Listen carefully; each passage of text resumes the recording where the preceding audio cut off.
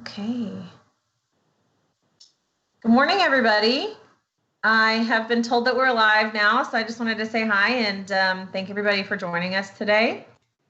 My name is Christy Depew, for those who don't know me. I'm a co-owner of Eclipse Event Co. here in Austin and the current APA president. I'd like to thank you this morning for joining us and taking the time to be here. I will be moderating the panel and asking questions that were submitted online from members of our Austin Events community. Throughout the live streaming, please feel free to submit additional questions through the chat feature there on YouTube Live, and we will do our best to tackle these at the end of the pre-submitted questions. I'd like to do a quick thank you shout out to Jordan Bunch and Cassie Crudo for making this live stream possible today. And of course, all of you for joining us, as well as our generous panelists for donating their time today. Without further ado, I will introduce them to you. Panelists, please say a quick hello after your introduction for those joining us who may not have had the opportunity to meet you in person yet. First up, I'd like to introduce Brandon Shabazz. Brandon's the owner of Premier Entertainment. Go ahead and say hi, Brandon. Hello. So I am actually co-owner of Premier Entertainment. You're not going to get me in trouble with Michael Bond. But yeah, I'm a proud vendor member of APA, and thank you so much for putting this panel together. Yeah, absolutely. Next up, I have Shamika Johnson. Shamika owns an Event to Remember, chic and unique event planning. And I know she's been in the Austin events community for at least as long as I have. So I'm going to say 10-ish years or longer. Yeah. Hello, everyone. I'm so glad to be on the panel with everyone and answer the questions. And like Brandon as well, I am a member of APA. So shout out to my girls, shout out to all of our preferred vendors, and hopefully new potential vendors. I'm excited to do this event with everyone today. Thank you for being here. Finally, I'd like to introduce our third panelist, Matthew Reed of Matthew Reed Films. Hello, everybody. My name is Matthew Reed, and I'm a wedding videographer here in the Austin area. And like everybody said, I'm excited to have this conversation and, hopefully dispel some things that people have been thinking about. Yeah. Thank you so much for being here this morning. Just briefly, I'd like to go over the goal for today. The goal of today is to begin to become more comfortable with the ability to have an open, honest, and respectful discussion about how to best lend our support, become allies and advocates for the Black community in these trying times, to navigate these difficult conversations while at the same time causing the least amount of emotional harm, all while showing our support and affecting change. Through these courageous and intentional conversations, our hope is to educate ourselves, listen to what our panel has to say, and stand by the Black community to do our part to end racial injustices. So without further ado, I'd like to jump right into our first question that was pre-submitted online from our events community, which is, panelists, if you were white and saw a Black vendor you're working with being discriminated against at an event, what would your actions be to respond or diffuse the situation, knowing that you couldn't necessarily ask the guests to be kicked out? Who wants to tackle that one? So the scenario is that we're at an event and one of the guests, not another vendor or anything like that, but so we're talking about one of the guests is disrespecting a Black vendor. All right.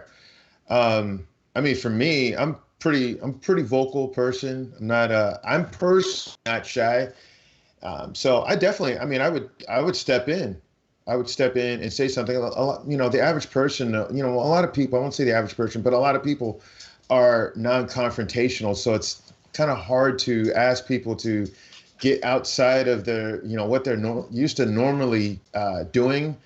But I think in these times, whether it's, Black, white, or, whatever the situation is, if someone's discriminating against someone who is from the LGBTQ community, personally, for me, I feel comfortable enough to come in, say something to that individual, even say something to either the guest of honor or whoever is in charge of the venue.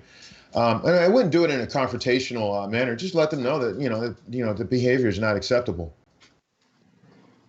Yeah, I think to add on that, this is an opportunity. If you notice that behavior, you're either going to be passive about it or you can be about it.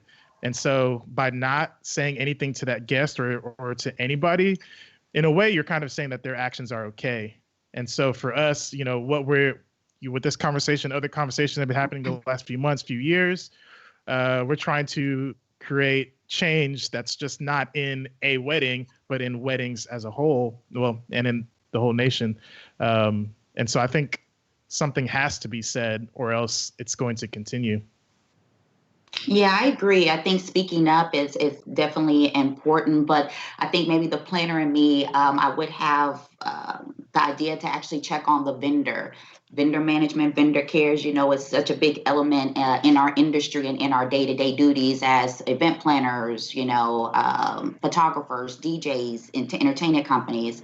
And I think just checking with the vendor to see if they're okay and if it's a way that you can help. I think that actually bridges and brings the unity that we need to see, and maybe hoping that people would lead by that example and showing that it's okay to, treat each other with respect and show compassion. Because I think right now we all need a little more compassion in things that we're seeing on the news or things that we're experiencing in the events that we host. So I definitely think speaking up, using your voice, but checking on the person that you feel that may be affected and showing that compassion and let them know that you're there for them and maybe extend a way that you can help. Can I chime in with an actual real story that actually happened to me? Yes. And paint us a word picture. So this was maybe about 4 or 5 years ago. I was at a venue that will not be named. It wasn't the venue's fault or anything like that at all. In Dripping Springs, and it was the end of the wedding. And it was one of those weddings. I've gotten used to it now, but it was one of many weddings where I'm literally the only person of color there. And I went in, did my thing. Most of the guests were from West Texas. They wanted pretty much exclusively nothing but country music all night long. I rocked it, killed it. One of the uncles comes up to me at the end of the night. He's drunk, but there's still no excuse for this at all. He comes up to me at the end of the night and he says, "Boy, we were nervous about you." I said, "Why so?" He's like, "Yeah." He was like, "For a nigger, I'm sorry. For a black guy, you actually know country." And I looked at him and he's like, "I didn't mean that. I didn't mean anything by that." And I just let him know. I said, "You said what you meant. I heard it. I don't really have anything else to say to you. Goodbye." And I was just pretty much it. There was really no one else around to hear it, to really come to my defense. It was a situation where I had to come to my own defense and let him know that, it wasn't acceptable. But the fact that he really was so free with the N-word and dropped it right to my face as if it was nothing, it's kind of crazy. Those situations are far and few in between. It rarely ever happens, but it does. Yeah. I do think it's important to point out that experience because it's valid and it still happens. And I think, if we aren't submerged in it, we don't necessarily think, or we might think that doesn't still happen. People don't throw that word around. But no, I mean, it's very important to share situations and instances like that so that people realize this still happens. In 2020, this is still getting thrown around. So that's crazy. But thank you for sharing that. And I think also, when we talk about discrimination against Black wedding vendors, like Brandon said, that's a pretty severe instance. But every time of discrimination may not be somebody calling somebody the N-word. Sometimes it's also microaggressions or just little, I'm a videographer, and so I'm carrying, and I'm sure, Brandon's the same way. I'm carrying thousands of dollars of equipment in my car. And so when I'm going in and out of the back door of a venue and, I have the security guard, especially watching me, or, just other people questioning me or looking, or even like those comments where it's like, oh, you actually did a good job. It's like, Yeah. what did you expect me to do? You know, I'm a professional. Unexpected. I was hired. Yeah, it's unexpected. And so it's those microaggressions that happen more times than not at weddings than being called the N-word. Right. I agree. Yeah. There's something that, I'm quite sure Shamika and Matthew, you can agree with me. One of the things that sometimes that people say that they think that they're giving you a compliment and it's really not. And that is when they tell you, oh, you're so well spoken. Mm-hmm. I'm like, well, Yeah. what? I'm like, or I didn't think like, that you could do that, or a lot of times they're confused.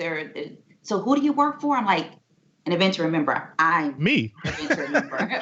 I think it's the unexpected of us being considered a professional that's coming into the space and executing the plan that our clients hired us for, and a majority of the times exceeding those expectations. I think I'm finding out sometimes that it's not expected for me to come in and rock it. With even with all of my rave reviews, my wonderful vendor relationships, vendor referrals, I think, coming into this space, they're on edge if, we're going to be timely, if we're going to provide everything, if we can really handle it, and so those are the backhanded comments that kind of put you a notch down. But I think, just handling things with grace and, I'm gonna rock it out and show them and exceed those expectations. And then to me, I feel like that's educating them, and they're leaving that event knowing that everyone is capable, not depending on your skin color, but depending on your experience and your skill. And so that they should expect that going forward with other Black professionals. I think that's great. That's great. It's interesting that you all have had a similar experience in this way.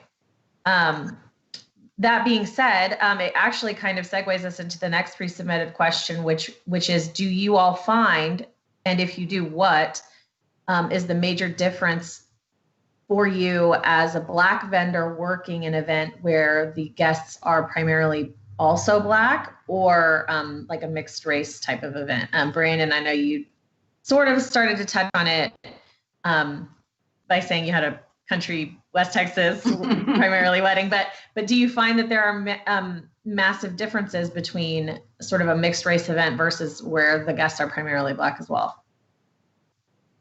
For me, when I step into a space and it's, predominantly Black or mixed races, there's this level of like, everyone is like, really, for me at least, like super proud, like, wow, all right, we're extremely happy that you're here, and we know that we're absolutely gonna have a great time. It's a more stronger sense of community and family and whatnot, because I think a lot of times they don't always expect to see someone that looks like them in those spaces. So this indoctrination is not just a white thing. Black people have also been indoctrinated to believe sometimes in our own inferiority. And so hopefully we can kind of dispel a lot of that. But it's a tough thing to do.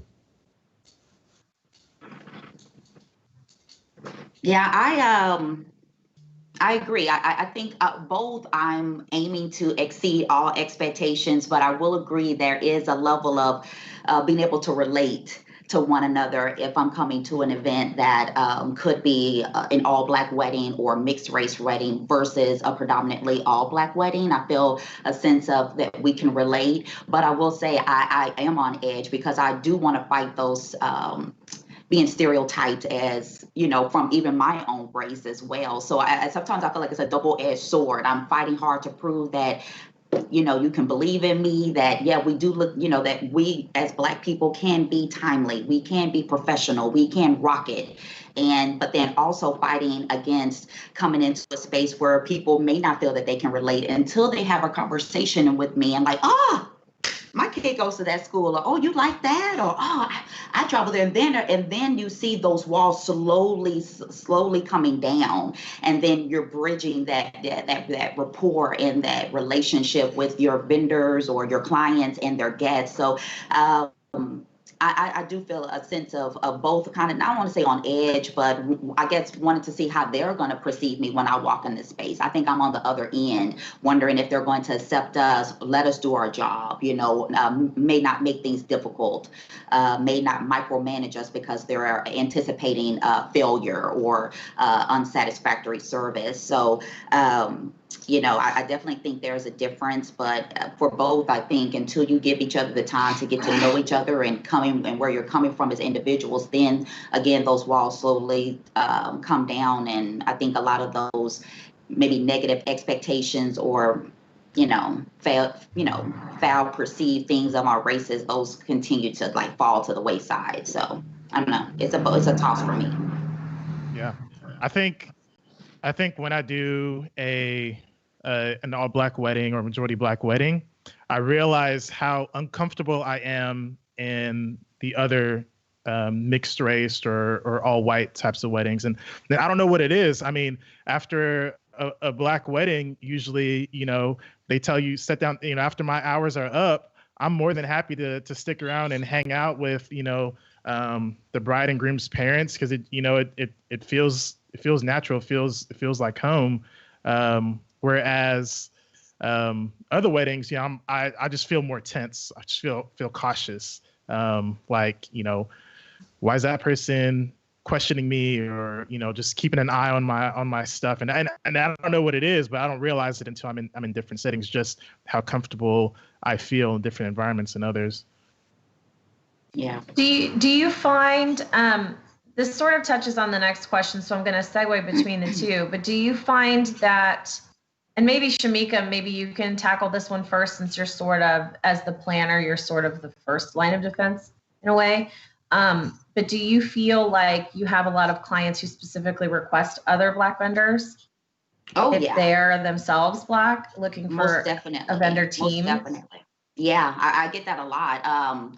Because again, I think it goes back to people wanting to feel comfortable, not being judged, feeling a sense of being able to relate, to the different diversity things that take place at weddings. Again, Christy, Brandon, and Matthew, we work with so many events to where it could be an Indian wedding, it could be an Asian wedding to where they're having a tea ceremony, Nigerian, just so many different ethnic weddings and events that we work in. And I think I am finding now a lot of clients are actually requesting that. They're wanting to build our community.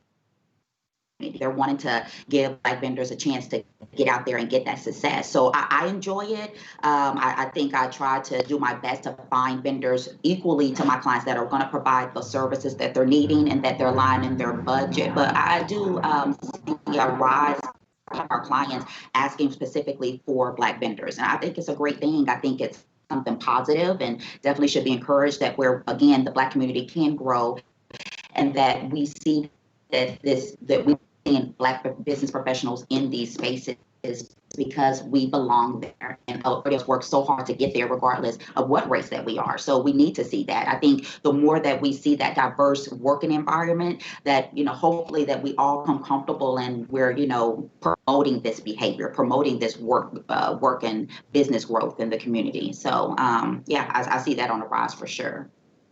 Do you have any issue with being referred because of your race, or do you ever question if it's because of your race versus your talents and experiences? No, not being referred, maybe chosen. Okay. Definitely, I would say in my beginning years, as it's hard getting out there, building your clientele because no one knows you, and then when you're trying to get into more exclusive places, they're wanting that experience. They're wanting those vendor referrals, and management in some of those places. And so I feel in some situations I haven't been chosen. They thought a beautiful work. And to be honest, my first few years, I was scared to actually put my face in my business profile. I did, because I didn't want to be judged. I wanted to be considered an experienced event planner that can create beautiful events for my clients. So to be honest, I was scared of being judged or not taken serious or not being able to have the same amount of growth as my counterparts. Now I'm fully embraced that because I feel like a lot of my clients enjoy the experience with working with me, and I think it's beautiful, and I think it's encouraging to other business professionals too, that like to be proud of yourself and who you are, and your work and your experience will take you to the levels that that you desire. So that's something about me. I did. I would say you can look back at my other profiles. First like 4 or 5 years, I didn't have any pictures of myself on there, and I'm like, that doesn't make any sense. I need to show them the face of a Venture member, and this is the face, and I need to be proud of that. And I think that we need to see more of these faces out there. And so that's just a little tad thing about me. Do you find, and maybe this is a bit more tailored for Matthew and Brandon, do you find that you are referred by white vendors? And if you aren't, do you feel like there's a reason that doesn't happen? I'm reading it right. Yes. Do you feel you're referred by white vendors? If you aren't, why do you feel this doesn't happen? If you are, is it for the majority of non-white or mixed couples? I mean, for me personally, I really haven't felt in years any sort of issues where I felt like I wasn't being referred at all. It's kind of hard for me to go back to the beginning days, when I first stepped into this space, kind of touching a little bit on what Shamika was talking about.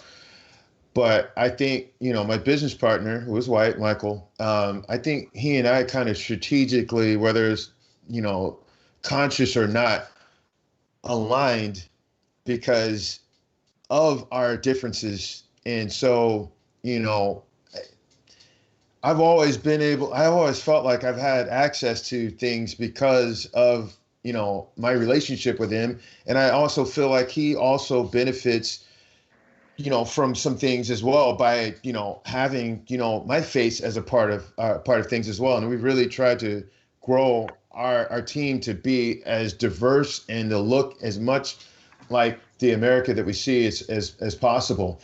I don't know how comfortable I would. I don't know that I would be confident enough to actually put like my face out there as the face of the business.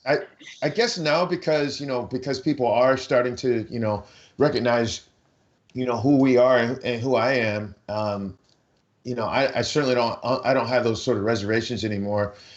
But I really don't feel like I've had any issues where people have not referred. At least I don't know that I would ever know either, though. Yeah. That's what I was thinking. I've never had somebody refer me and say, I'm referring you because you're Black.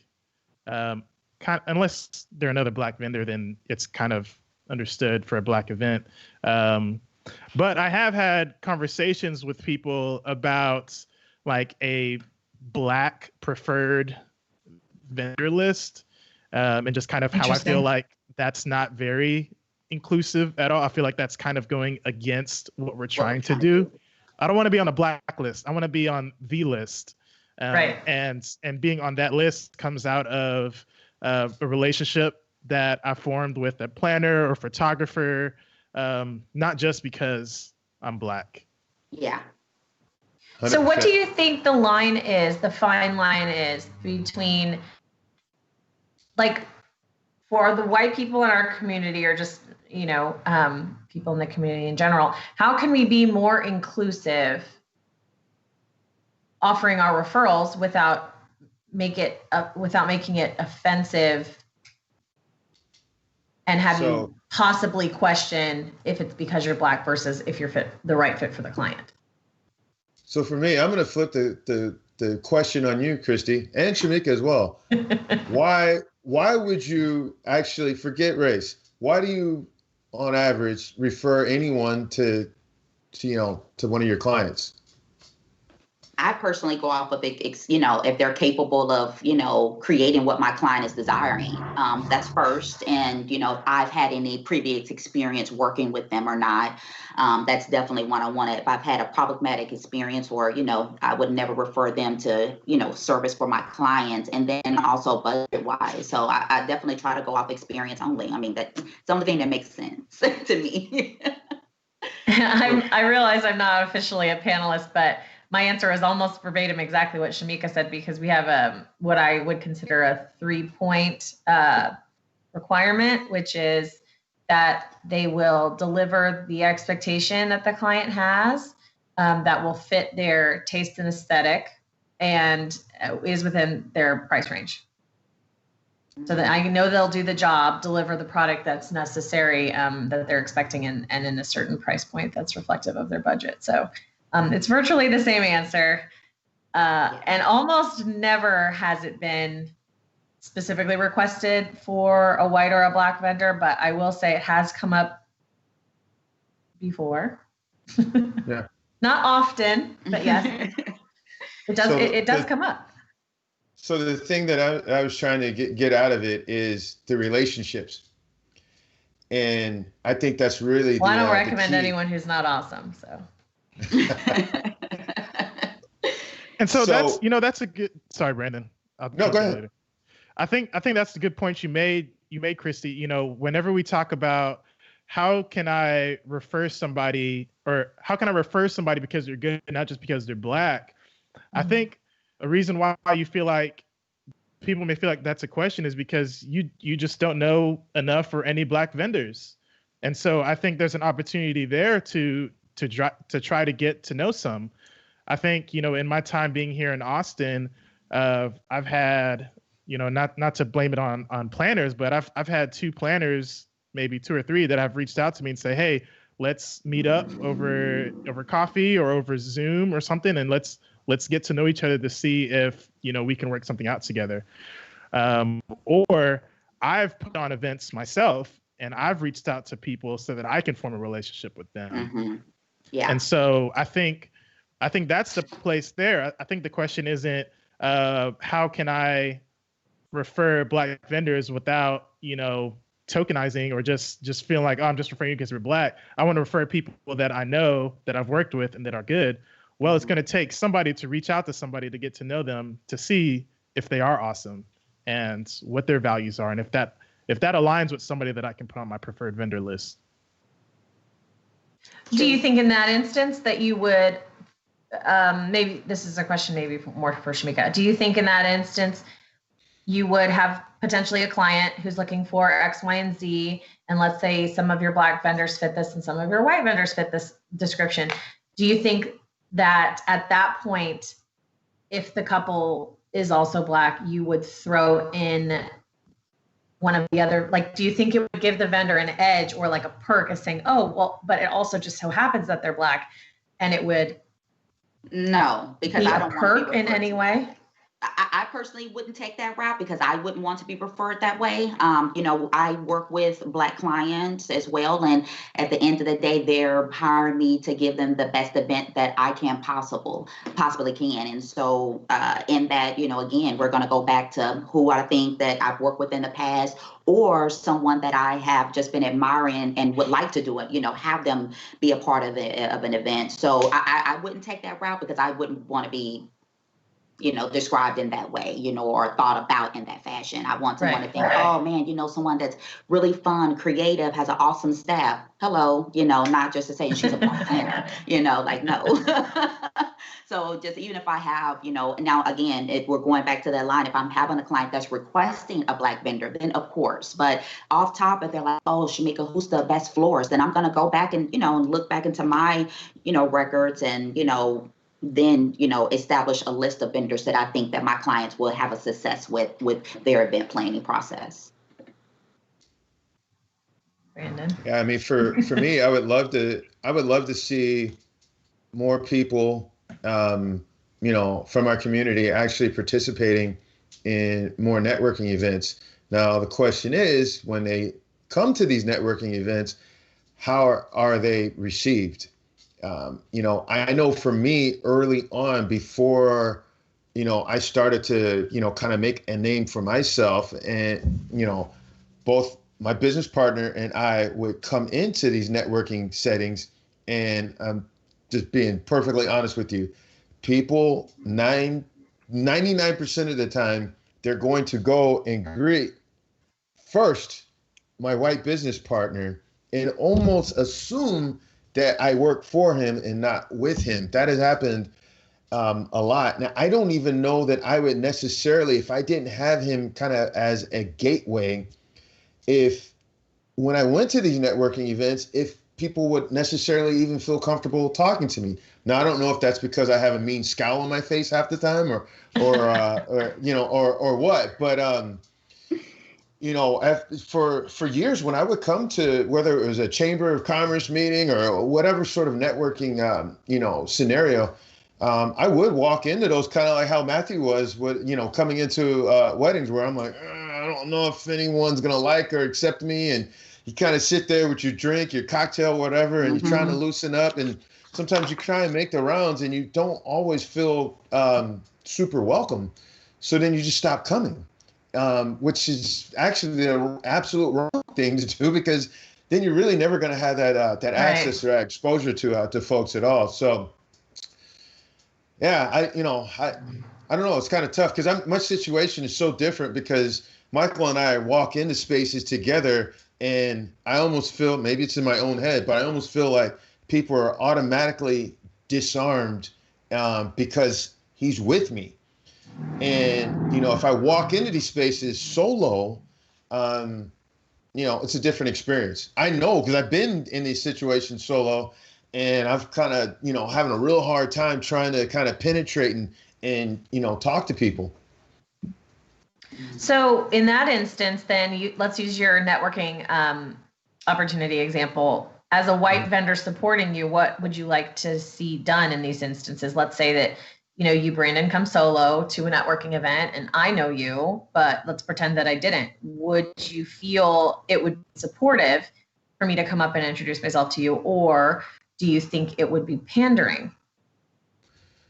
I actually forget race. I think I know that I've been in these networking scenarios before, and I've seen people who look uncomfortable, and I go up to them and I talk to them. And if there's people there that I know, I try and introduce them. Yes. So again, let's just strip race out of it. I think we have to do, just in general, when we're in these scenarios, regardless of who we are, how we look, how we show up in the world, or how we identify, I think we have to do a better job of making people feel a little bit more comfortable. But it is a two-way street.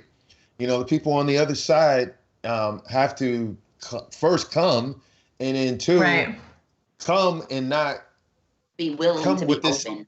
Right. And don't come with this attitude of, they're not going to like me because I am, I'm XYZ.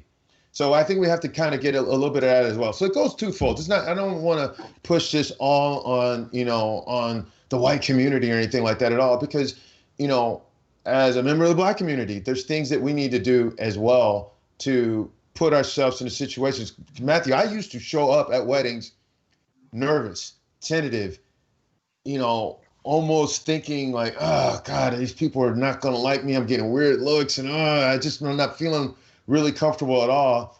And I've kind of changed my mindset now, where I walk in confident, almost arrogant, like I just like, whatever you think about me, at the end of the night, I 100% know that I'm going to absolutely rock this event, and you're going to leave here wanting more. And so I've kind of flipped my mindset. But I would say probably the majority of the events I do, they're not Black people at all. Whereas earlier in my career, it was the exact opposite. So I've gotten to a point now where, I've kind of control my own thoughts, and I'm completely comfortable pretty much in any setting that you put me in, regardless of race. I don't care about your sexual orientation or anything like that at all. I'm going to come in and I'm going to rock it. But it's just taken me a really long time to get there too. Okay. I'm going to switch gears a little bit because I have one of the questions that was pre-submitted that I think might spur some interesting conversation.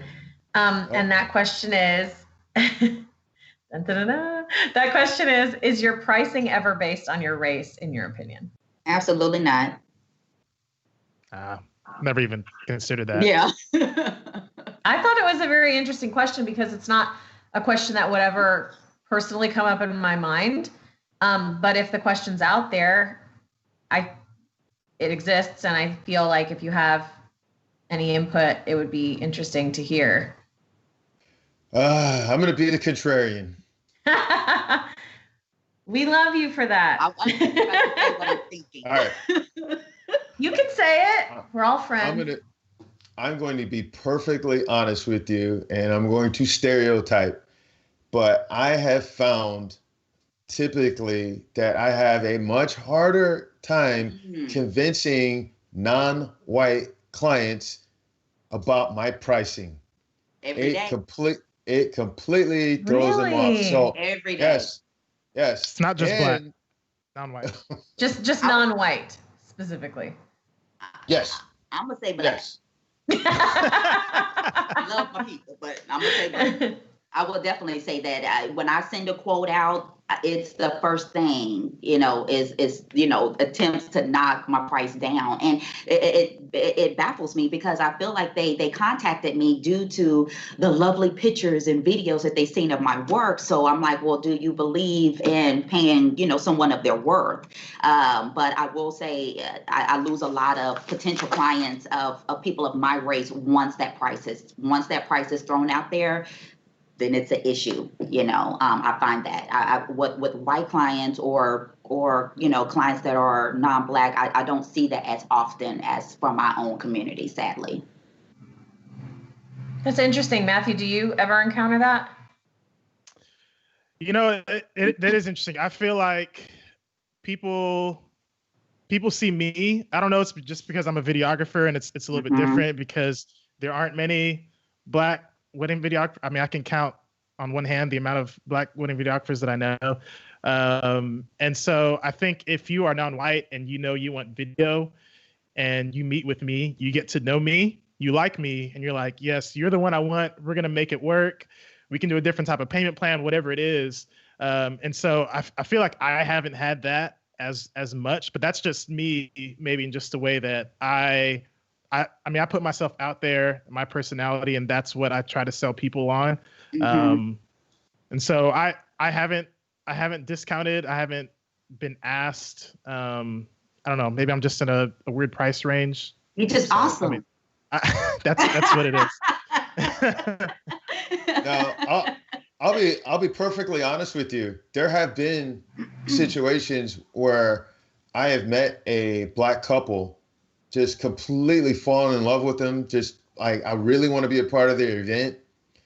And I've gotten to know their family and whatnot. I'm like, man, because I work with them so infrequently, I'm like, what? I'm going to come down a little bit because I really want to be a part of this. It's so rare. It feels like family. It feels like home. And I'm just going to do this. And so that has happened on occasion. And I think I do that if I have a connection with just the client, period. But I do see that. I think though too, maybe with the niche that I'm in, because even with just all races, sometimes educating the client on how important a planner is and that we're beneficial and worthy. That it's like all of us have to jump that hurdle. So it's like, boom, we jump that one. And then sometimes I have to jump another little hurdle. So it's always just a battle. We all planners, we all, chat amongst each other. I'm like, really, even as far as like, the pricing of, what we see other planners or coordinators that may charge, and it may devalue what we're providing and what we bring to the table. So it's already a hurdle to put out there and get it understood that how beneficial that we can be for an event and can be for the planning process and bring a more streamlined and stress-free experience for our clients. But I will say that, and I feel like the times when I have dumbed down my price, I regret it. So I just try not to do that, period. I end up being We always all regret it. Everybody should be charging more. Exactly. Like use that word N-O, like I can't do it. That's funny. Yeah, I think we all should be charging more. Yeah. Especially now, because now it's 10 times more work. Yeah. So, um, I'm sorry, one second. So taking into account, the amount of weddings that Austin would have in it, I'm going to say typically, maybe not in 2020, but the amount of weddings that Austin typically has, do you find that a vast majority of them, for you personally, each of you personally, is there a good mix between a mixed race event, or do you primarily work with Black couples? Are there a lot of all Black weddings in Austin, in your opinion? As far as vendors as well as the guest and the couple? I'm going to say specifically guests. I mean, yeah, me personally, I've seen a rise. That's been like my goal for the past 3 years is to have more Black and ethnic weddings. When I started, I don't know, predominantly all of my clients were and are white and non-Black. And so I've made it a point to try to become and remain more relatable to my community. And then too, I think, giving those chances when I've had those clients that are Black and rocking it and being able to showcase that work, I think that brings trust to potential clients when they're seeing that. So we're like, oh, they can feel relatable to what I can provide and feel comfortable booking me. And so I have seen a rise in that. And I'm very excited to see that, me personally, because I believe in love, but I do believe in Black love. And I think it's important to see that. I think it's important to embrace it. And we need to start, I would love to see it more. And so it's actually gave me a breath of fresh air. I actually have a lot of events the end of this year and next year with some couples that are Black, and that we have wonderful things planned, and I can't wait. And then to be able to show that other Black couples that you can hire a Black planner, that can bring your wedding dreams to life, that it is, we're not unicorns. We're really out there. There are some Black business professionals that can give you exactly or even more quality service than our other counterparts. So I'm happy to see that rise for me personally. So. I mean, for me personally, I think I counted, I did 97 weddings last year. If 10 of them were Black, I would be shocked. For me, it's a much smaller percentage. I'm just not having access to them. And, I probably need to make a better effort at, reaching out to the community, as well. But yeah, I'm in an interesting situation because for me, sometimes the way that, I'm from California, most people, everyone who hears me open up my mouth, they know I'm not from Texas. And so even within the Black community, sometimes I am perceived as not being, quote unquote, Black enough. And so sometimes, sometimes my own people are not very comfortable working with me. And I just think that, if people actually really knew me, they would know that it's actually the exact opposite Right. of what it is that they, it's the exact opposite of what it is that they think. But the perception is this guy is probably like this, and I don't have a real good connection with him. But again, I just think that, it's a two-way thing. I think that there's some things that I had to do on my own side to, make folks feel a little bit more comfortable, within my own community to hire me more. Are there a lot of Black weddings in Austin, and maybe we're just not a part of them? I mean, they're definitely happening. I'm seeing the pictures. I'm seeing Matthew's work, so they're happening. I'm looking. I'm like, man, all right. I would have loved to have been a part of that. Me too. I think that's the same thought process. Like, where they come from?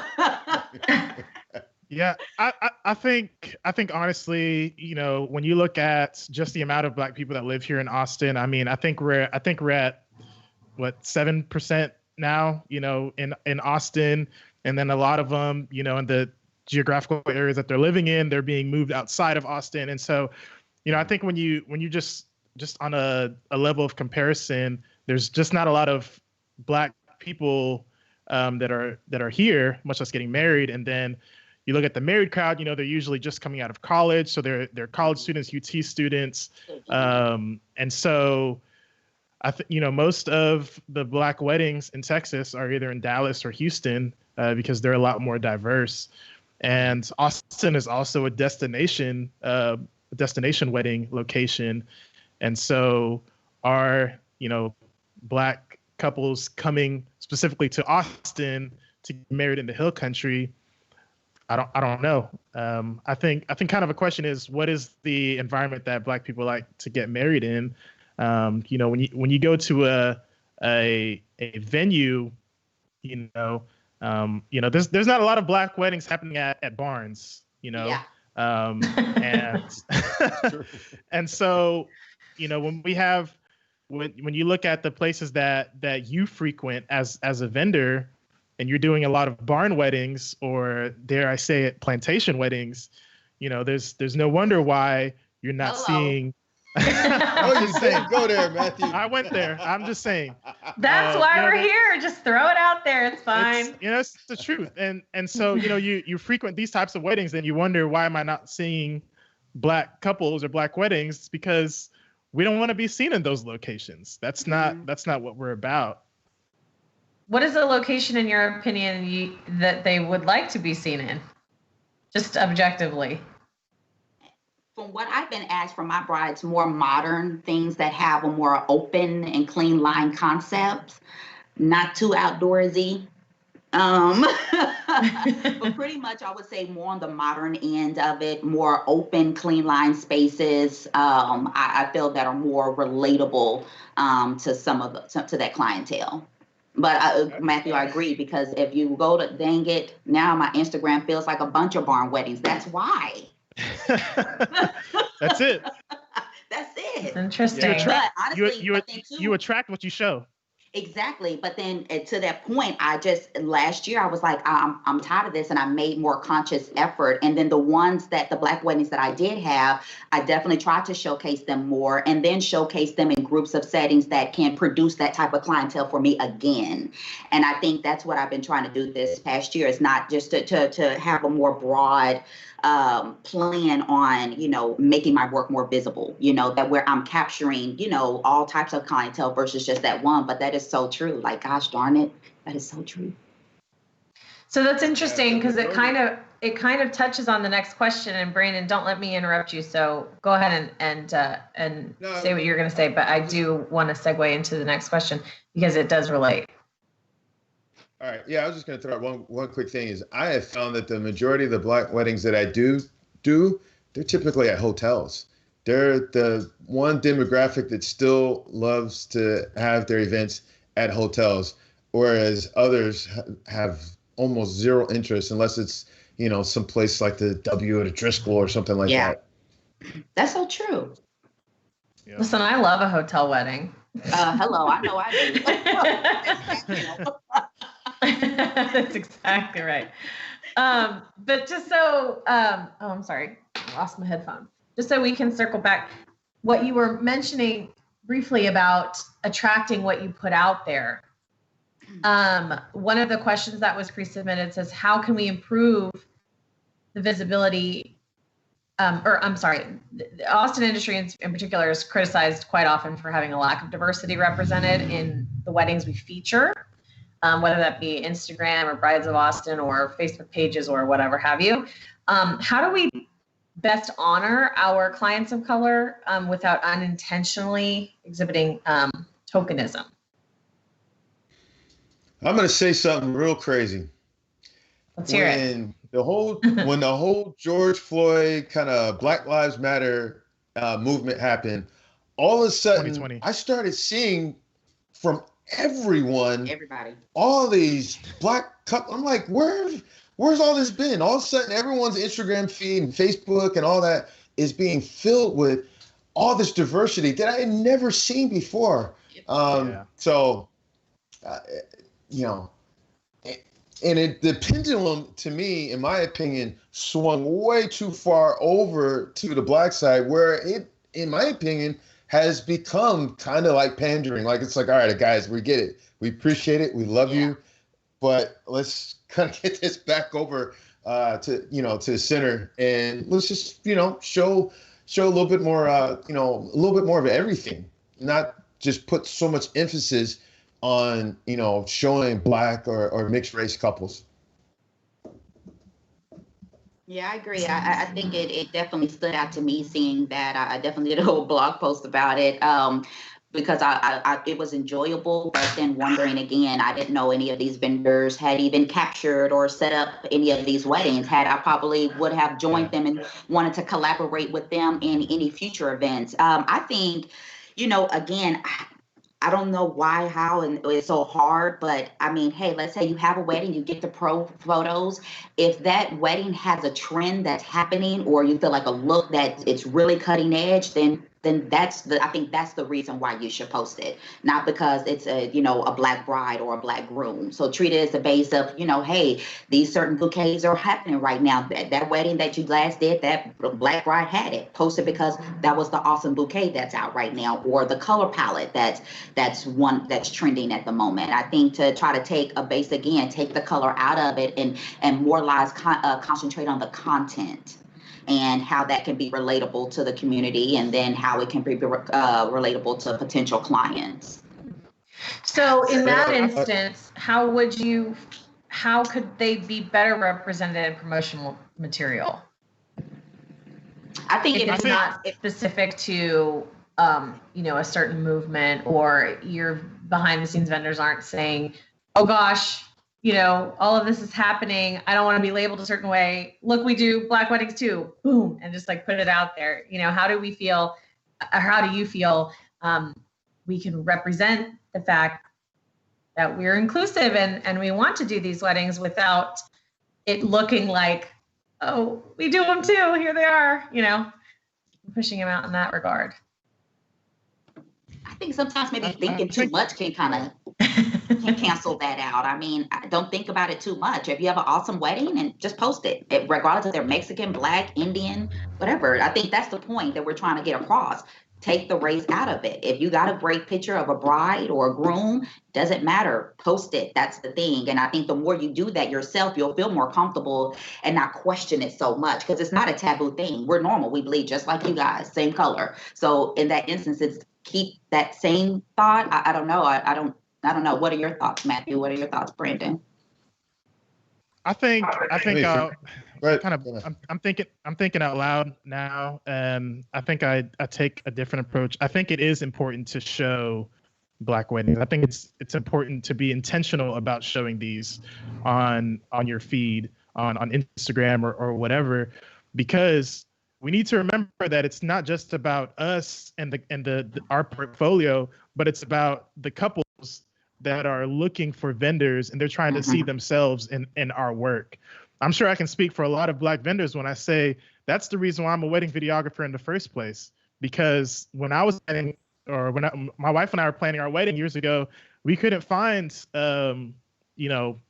Black couples in portfolios. We'd scroll Instagram and just scroll, and we couldn't find anything like that. And so I think it's important to show that, because it needs to be seen by our couples. I remember having a meeting with a big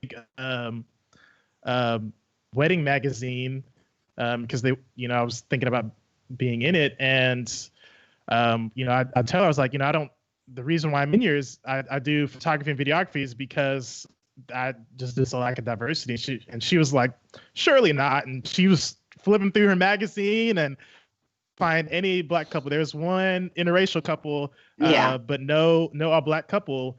And so I think this time, I call it Black Lives Matter 2020 because it's cyclical.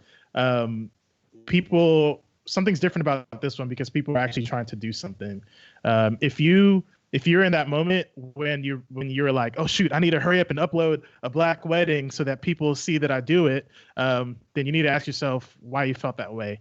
But if you were in that moment and you're like, shoot, I need to do better. I need my business to do better. I need to help change the Austin wedding vendor community, or just the wedding community as a whole, then I feel like that person's heart is in a better place and actually ready to create change. I think that's beautifully said, actually. Yeah, Brandon. I think for the whole entire community, we just have to do, again, strip race out of it.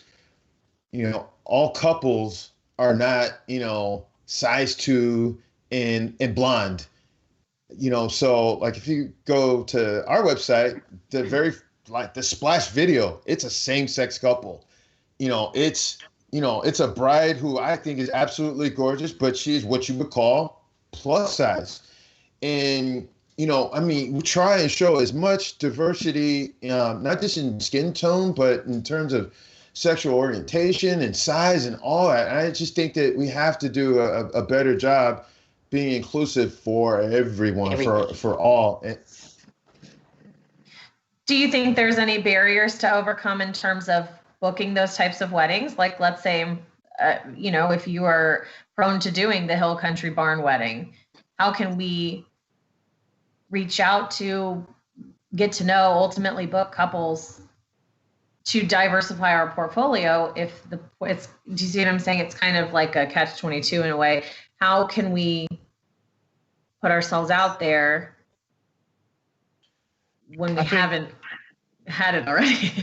When it hasn't been. Well, Chrissy, Chrissy, to answer your question, I go, let's go back to like when we first started our businesses, or, I'm speaking from the photographer and videographer perspective. I'm sure it's the same from a planner. I did a ton of styled shoots. I either jumped on other people's or I connected with other planners and photographers to do some. Yes. And the purpose of these styled shoots is to create the content that you want to show so that you can get more of those. And so I think this is the perfect time. I mean, I put out model calls. I'm looking for a Black couple or interracial couple for a wedding style shoot. Here's the theme, it's paid. And I think if your heart is, man, I do actually want to do more Black weddings, then that's the humbling move that we need to make. And I think that's a great point. And actually, for me personally, that's a bit of a refresher, because we did with our company exactly that, but it's been so long now. I just didn't even think about that. It's just shameful, but it's true. We did do that. And that's a great advice for anybody who is looking to diversify their portfolio, because I think you're exactly right. You are what you put out there. So That's good to hear. Okay, so I got one kind of a heavier question that was pre-submitted. So I'm just going to read it verbatim because it's a little bit longer. So stay with me. It says, how should a white person who is working on being anti-racist handle it when you encounter a person of color who is dismissive or opposed to the current justice movement? The example that they used is the Candace Owens type. Is there a way to acknowledge their perspective and experience as valid while also remaining supportive of the movement? Is it better to just not engage with these folks? So in other words, how should a white person who's not racist and trying to actively not come off as racist handle it if they're working with a Black client or vendor who disagrees with the movement? It's kind of a heavy question. I mean, to me, you have to deal with each person as an individual. I mean, obviously it's a clear indication that Black people are not monolithic, that we all, Exactly. think and move differently. I would literally deal with it just like I would anything else that, someone didn't necessarily, where we didn't see eye to eye. Try not to, be combative about it. There's a lot of stuff where you're just not going to change, someone's mind. We see it with social media. People put their political views out there on social media and whatnot. You're not going to change anyone's mind that way. People are going to believe what it is that they're going to believe, and I just keep it moving. Yeah. I think, I just, like I said, I don't spend a whole lot of energy with folks like that. If you are willfully ignorant to the world that we are living in, it's not a whole lot that you or myself as being a part of that community is going to say to them to change their minds. Very true. We had a question come in on the chat. Go ahead, Matthew. I think there's a it's a scripture, so if that's okay, but it's like, you know, arguing with a fool only makes you a fool or something like that. And so I think if there's one specific person and they're just, you know, not getting it or not seeing it, then I think that's just not ultimately, that's just not an argument that you need to be in. Yeah. There's a lot more work that can be done that's progressive instead of trying to change the heart of one person that's already made up their minds. So true. That's true. That's great advice, actually. I don't think anybody would disagree with that. I think and generally speaking, it sounds like there's a lot of work to be done on a lot of different fronts. Not necessarily just as a white vendor in the vendor community or a Black vendor in the vendor community, but a lot of maybe internal work as well. Yes. Only because that event ends and then we're back into the universe as just ourselves. So I think a lot of it starts out there before we get into the event industry. So because a lot of those, you know, feelings, emotions, or opinions started there, you know, in the beginning. So I agree. I think some battles you just can't fight. I don't think it's anything wrong with having a healthy, you know, conversation with someone expressing those views, but then sometimes you just have to agree to disagree and just keep it moving, you know, and know where you're at in your space. And I think just go forward. I think that's all of the pre-submitted questions that we had gone through, but I did want to sort of flip it a little bit and ask you all if you had any questions or just general advice that you wanted to offer everybody. I think we're probably still going to have a few questions come in on the chat and we can tackle those as they come in. But is there any other topics that you guys specifically wanted to jump to just in case it didn't come up naturally? Matthew, you had a question earlier. I do. Before we jumped on the call. Well, before I get to that, there is something that I wanted to say. Going back to when we were talking about networking events, I think there is a huge opportunity for, and this isn't even specific to vendor or your wedding vendors, but any kind of networking events. I think there is something to be said about the diversity in speakers and panelists, people that are hosting these events. I think I know when I'm told about an event or something, the first thing I do is look at who's going to be talking. And if I don't see any diversity, then I'm not interested. I don't care if it's a networking event. I don't care if it's a photography or videography, educational seminar or whatever. There's just some, just like we talk about with couples where they want to see themselves and the people they're working with. It's the same way for us in networking events. And so I feel like if you are a white vendor and you go to an event and you this, or maybe, put yourself out there to really pay attention to who is talking, push back a little bit and say, hey, why is this not diverse? Why do you not have any non-white speakers here? Because Christy, if you say that, they're going to hear you more than they're going to hear me. If they hear me, it's going to just sound like I'm complaining. But if they hear you, they're going to actually consider it. So you think it's beneficial to be intentionally inclusive? Oh, yeah. You have to, because I think it's not natural for a lot of us. So if we don't kind of embed that, then I don't think that the movement and what we're trying to do would be successful. Like what Matthew was stating earlier, like maybe being intentional on the content that you put out there. I think then we still have to have that same thought process when putting together these events. If we're wanting inclusion, we can't have an all-white network in an event. How are we going to get inclusive? So I think that's great. Another thing I was thinking about as far as being more more inclusive and diverse is actually with staffing, because, then too, adding that diverse staff will give some of your non-white clients that confidence, that being able to feel relatable to whom they're hiring. I think that I take pride in trying to have a mixture of people too. I learned it comes in handy, and it makes the group more well-rounded because you have people from different backgrounds and ethnicities in the group and in that team. So I think too, starting it with your company,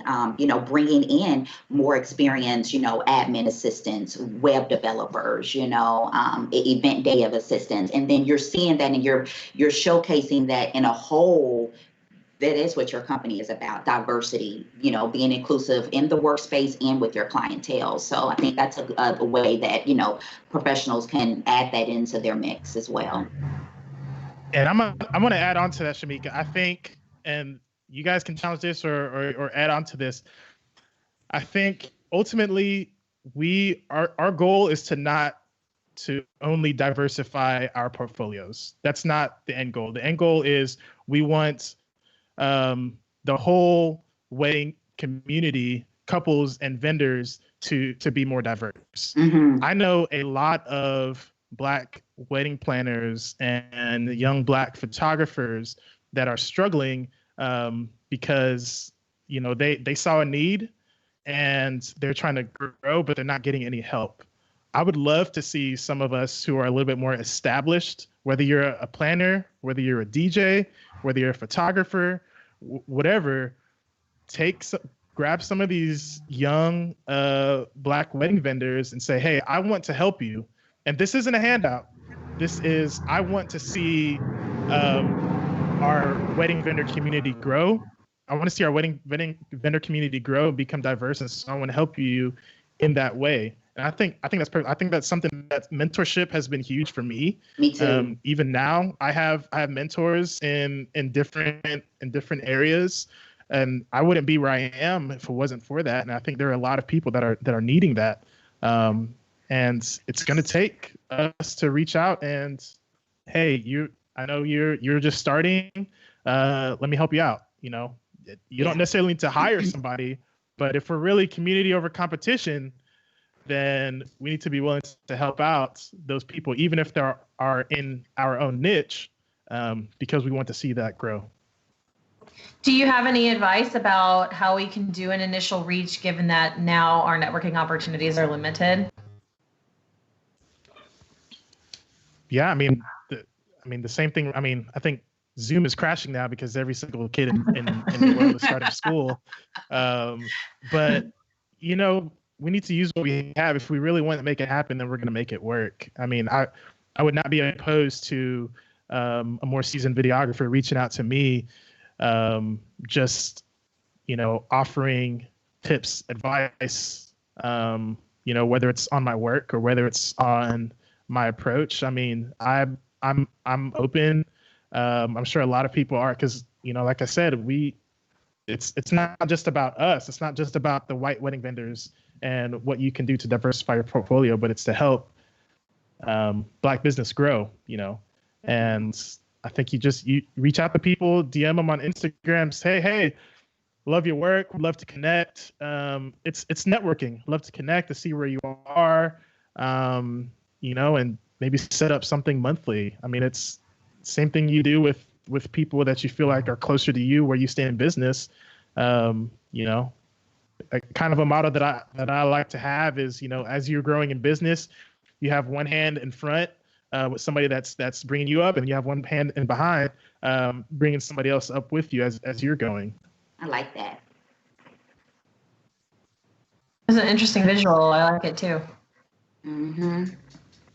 But I think events like this, it helps as well. I mean, not necessarily every time we get together, we have to talk about this topic, but again, just bringing those educational foundations that we all need in the beginning. I think diversifying that and adding in different vendors of such, it helps, and it brings that, again, that option for people to feel like they can relate to the individuals in the group and that they see purpose in that group, being able to either gain and rebuild vendor relationships, again, like things that we talk about tons every day in APA, timeline softwares, things like that. Again, like what Matthew was saying, that back in the day, how I did timelines are definitely not how I would handle them now, but my knowledge could be beneficial to someone up and coming. So I think holding events like this that bridges gaps with vendors of all ethnic backgrounds, and then adding in and giving those opportunities for the up and coming, I think that just, adds in that, again, the community over competition and building a more stable foundation for us all, in the event community.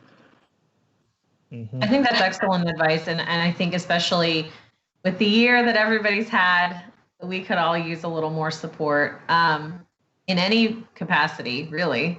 And the compassion, I think, is key in that as well.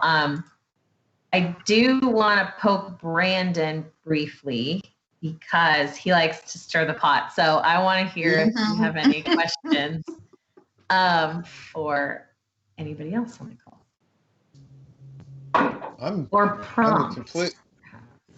I am completely aligned with everything that Matthew and Shamika have said recently. I do not have anything else to add at this point. I have never, ever heard you be speechless before. So that's concerning. Either we did a really, really good job or a really, really bad job. I have a question for the audience. I am like super curious about what is in the chat. That's where I want to go. I've been addressing it as we go. I've got it open here on another tab. I've been addressing it. One of the questions that's come up a couple different times in here is, how do we avoid the token Black person issue? Like just in general, in any facet, in advertising, in who we hire. How can we avoid our Black community vendors feeling like, oh, well, I was just asked because I'm the token Black person? Same with the panel. Same if we were going to have a diverse panel for another topic. How do we? I think where it's coming from is the intent is that we love you and we want to be inclusive, but I don't want you to think I'm specifically reaching out to you just so we can have a Black person on the panel. And I don't necessarily feel that way, but. Great. I think that's fantastic. And I will say, just as a white person, and I've had this conversation with Brandon before, is there ever a question in your mind as to what the reason is that you're being hired? Because I never consider it, but I'm not everybody. Do you feel that way? Do you ever feel, does that question cross your mind? Not me. Yeah. For me, it doesn't. It has. It has for me. This isn't the first time, I've been asked to speak on a panel that's addressing diversity and Black relations. And it's like, do you feel like that's the only area that I'm an expert in just because of the color of my skin? And so it's definitely, even for this, I reached out to both Shamika and Brandon. I was like, hey, how are y'all feeling about this before we go in? Because, it's a valid thing. And I think, to an earlier point you made, Christy, whenever to avoid tokenizing or tokenism, I think if you have a relationship with Black vendors that you trust, then that's a conversation that you can have with them. There's a reason why companies like Dove and H&M and Prada and all these places have been under fire, because they put out these commercials that are, just not smart from a race perspective. And the question that always comes up in the Black community is like, do they not have a Black person in the room to help tell them that, no, that was not a good commercial? I've had conversations with planners. They call me and they're like, hey, I'm thinking about doing this, or hey, I'm thinking about doing this. What's even preparing for this conversation, you guys sent an email.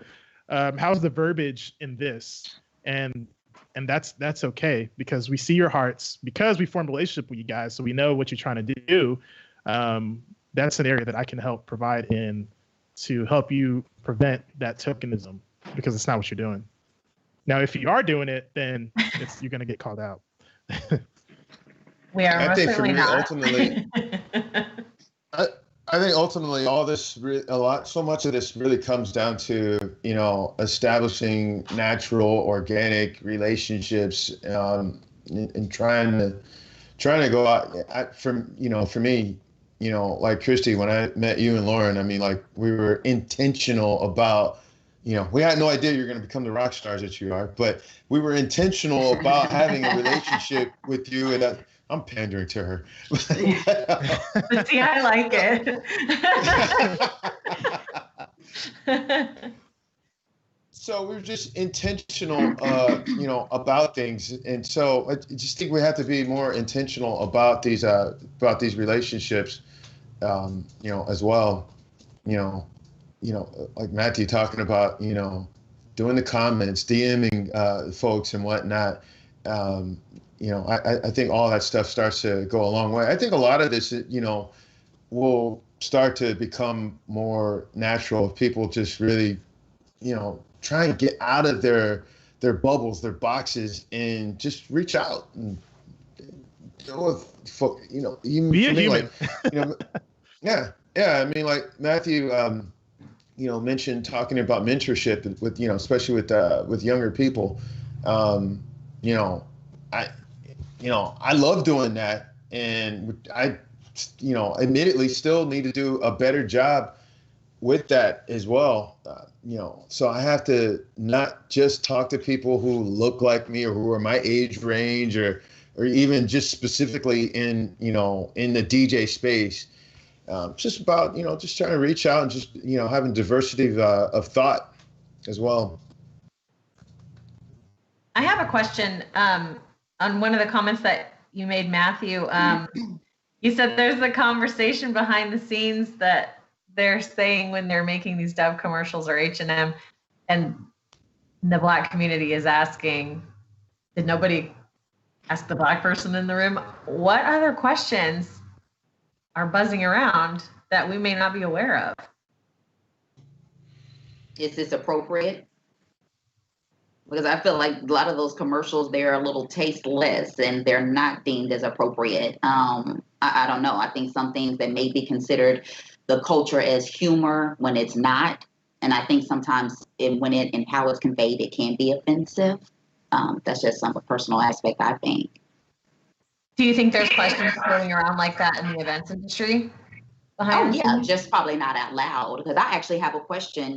We've been asked, like, what could, the community do to hire? But what have you experienced when you have worked with Black vendors? What's preventing you to refer us? I would like to know that from the audience as well, to see what experience have you had with Black vendors, and does that prevent you to work with us in the future?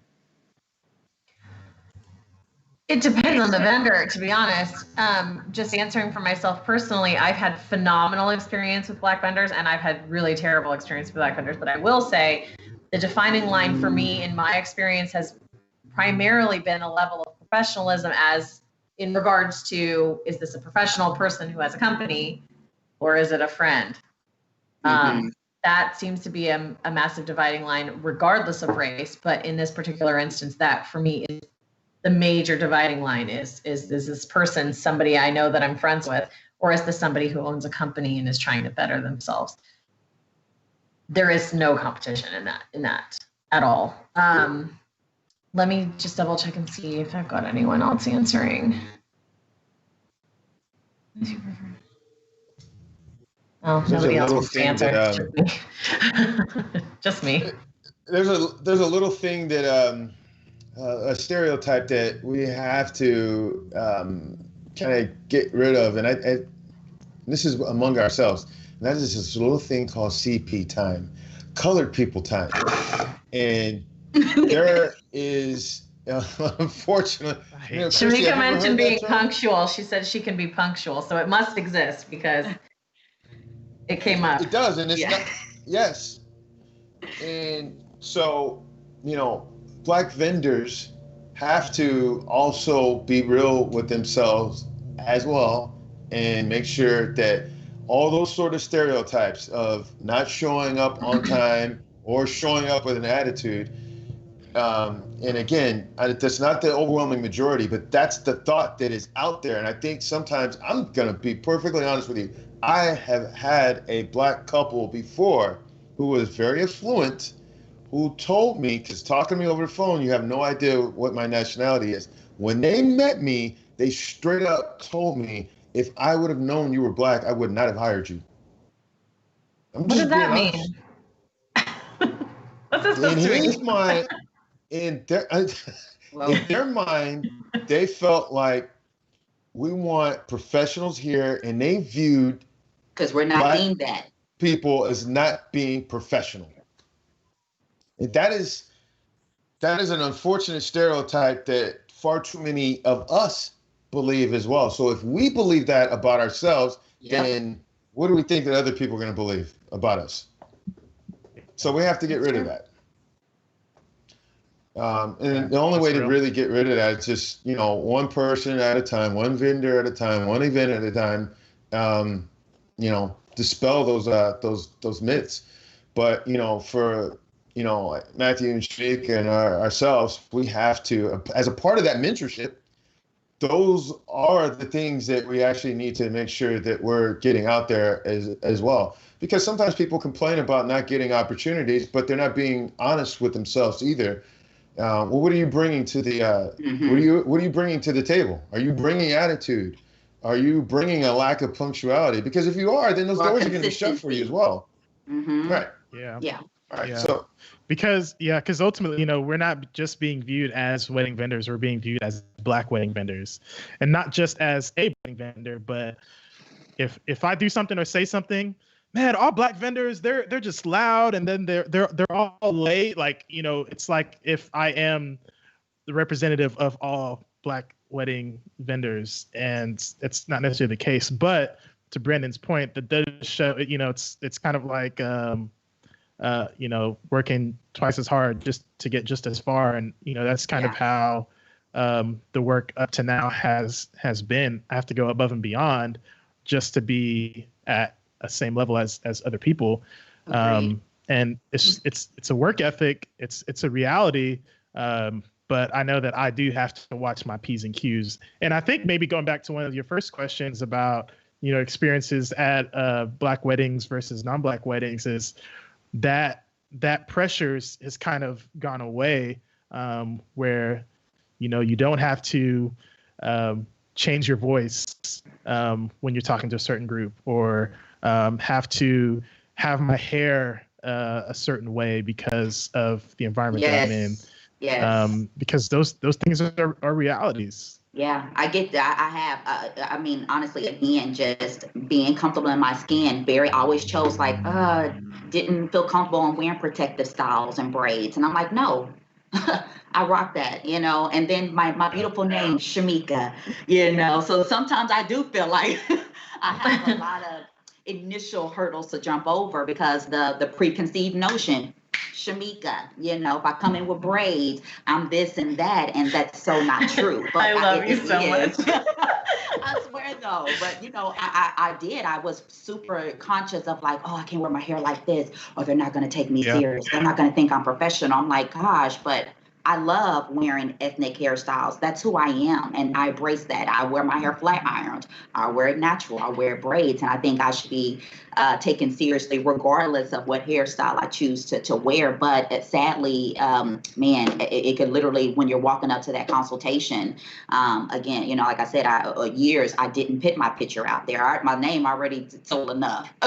But, again, I felt like it was another setback for me. And, piggyback on what Brandon said, is changing how I perceive myself and my culture and my worth and experience, and knowing that I belong in these spaces, and for a reason, because of my hard work and the years that I put in with an Adventure member, and being proud of that. And I've come to really enjoy that my clients actually appreciate me and enjoy my presence in their planning process and throughout their wedding, and that's what they hired me for. And so I feel like every wedding that I get a chance to knock it out the park, I do feel like I'm leaving a stamp there that we can be those professionals that we seek to be, and we can be taken seriously, and we can be referred and produce the quality events that our counterparts produce as well.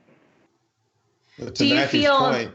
Yeah, go ahead. To Matthew's point, what we often have to do is what we call code switching. So, sometimes we don't always feel like we can be our true, authentic, 100% selves. And we have to kind of strip away some layers to make people who aren't a part of the Black community, make them feel a little bit more comfortable. And I think that, a lot of times we would like to not have to, show up like that. Just be, our true 100% authentic, but still professional selves, without, making anyone feel like, all right, I don't know if these people are going to really be able to do the job that needs to be done. For me, when I show up to a wedding, I absolutely 100% pretty much all the time, unless I'm told not to, suit and tie. I overdress because I want to make people instantly feel comfortable. Yeah. You're always super early too, so that is yes. Nice. One time I was like, oh, not yet. I have your table up. No, like hours early. But he rocked it. Yes, of course. I do have one just personal follow-up question. So I'm hearing a lot about it seems to be focused around either self-confidence or just a comfortable sort of peace of mind type of place. Do you feel that if you were referred more, if you were invited into the opportunity more, in terms of, like, I'm speaking as a planner who hires, everybody under the sun, if you were given the opportunity from other planners or whomever for those referrals, do you think that that would help aid in sort of calming any nervousness about feeling adequate or not discriminated against and feeling included? Do you think that if we as a community took more steps just in general to refer out and make an intentional referral, that maybe those walls would come down and we could progress forward in a healthy and respectful way? Absolutely. And then I think it would do the wonders for the opposite end, because again, then you're feeling more comfortable in normalizing that activity and work ethic behavior on being more diverse in who you're working with. So I think it's a twofold. I think it'll do great on both ends, in my opinion. Gentlemen? I absolutely 100% agree. For me, I don't want to be viewed as the unicorn, the magical person, who's that one DJ that everyone's comfortable with that's Black. I want, I definitely would like to see that open up a little bit more, see a little bit more outreach. And obviously it's a fine line between that and pandering. Yeah. Well, I think that's a great. Go ahead, Matthew. That's a great way to put it. No, you. I was going to say that I feel like it's a little bit different.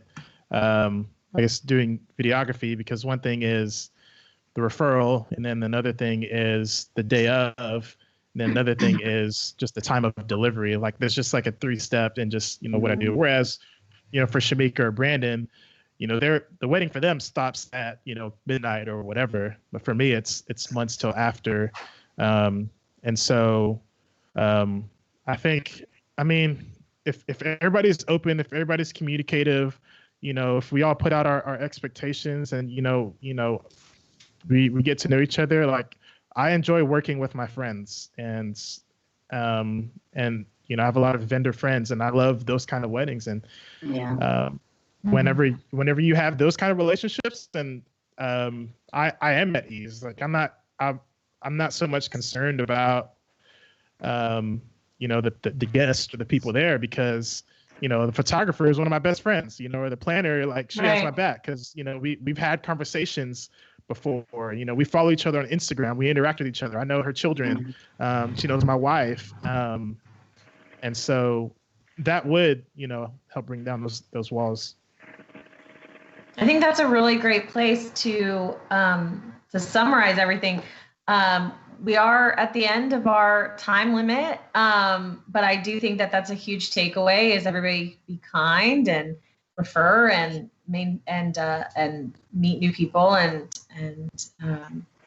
experience those new relationships that you can build on, and we're all going to do our best and put our best foot forward moving on. And I just want to say thank you so much to all three of you for joining the call, and everybody who's watching.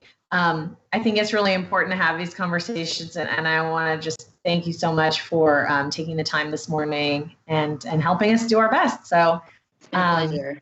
Thank you again, and I believe that this will be up for viewing later if you want to come back and reference it. But otherwise, I just want to tell everybody to have a great day, and I hope I can see you in person soon. Yes, likewise. Very, very soon. But yeah, so you guys have a great Tuesday. And thank you again just so much. I think this was really great. Awesome. Thank you so much, Christy. Thanks, Thank you. Matthew. Thank you, Brandon. Thanks, guys. All right. All right. Have a good one. Bye-bye. All right. Bye. Bye.